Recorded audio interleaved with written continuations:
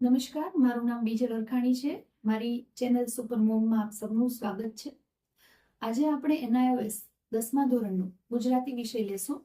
ગુજરાતી વિષયમાં પહેલું ચેપ્ટર છે જશોદા તારા કાનુડાને. અત્યારે હું અહીં કાવ્યની સમજૂતી આપું છું અને મારા પછીના વિડીયોમાં આ કાવ્યને સંબંધિત પ્રશ્નો અને તેના જવાબો આપીશું.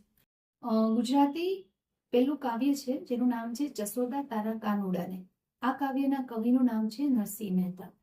તો આપણે કાવ્ય વાંચીશું અને સમજીશું.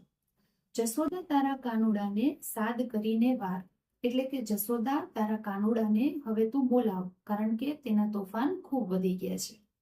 આવડી ધૂમ મચાવે વ્રજમાં, નહીં કોઈ પૂછણહાર.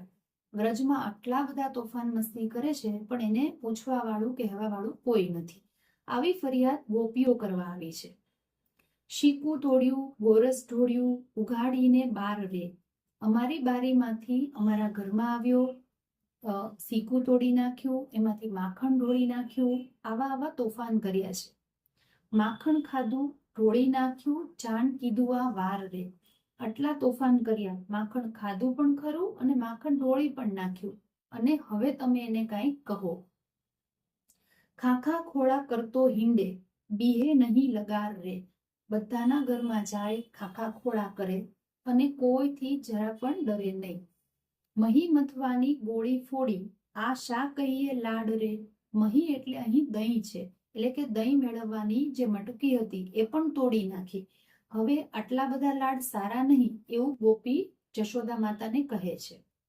વારે વારે કહું છું તમને, હવે ન રાખો ભાર રે. ગોપીઓ કહે છે કે અમે તમને વારંવાર ફરિયાદ કરીએ છીએ, પણ હવે અમે તમારું માન નહીં રાખીએ. હવે અમે કાનુડાને ખીજાશું. નીત ઉઠીને એક કેમ સહીએ, વસી નગર મોજાર રે. એટલે કે રોજ સવારે ઉઠીને અમારે આની આ જ વસ્તુઓ કઈ રીતે સહન કરવી. હવે તો મોજાર મૂકી છે, એટલે કે ખૂબ તોફાન વધી ગયા છે. મારો કાનજી ઘરમાં હું તો ક્યારે દીઠો બહાર રે.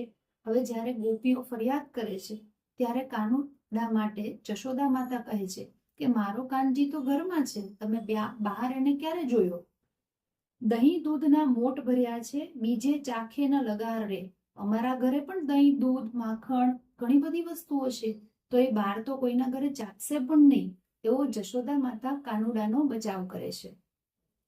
શાને કાજે મળીને આવી, ટોળી વળી 10-12 રે.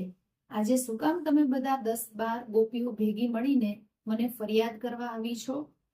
નરસૈયાનો સ્વામી સાચો, જૂઠી વ્રજની નાર રે. નરસૈયાનું સ્વામી એટલે કે અહીં નરસિંહ મહેતાની વાત કરી છે. એમના સ્વામી એટલે કે ભગવાન કૃષ્ણ. તો કૃષ્ણ સાચા છે અને વ્રજની નાર એટલે કે ગોપીઓ ખોટી છે.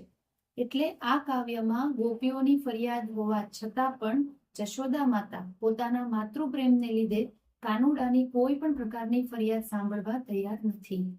તો હવે તમને કાવ્ય સારી રીતે સમજાણું હશે. આના પછીનો વિડીયો તમે જોશો એટલે તમે પ્રશ્નોના જવાબ મેળવી શકશો અને સમજી શકશો. ધન્યવાદ.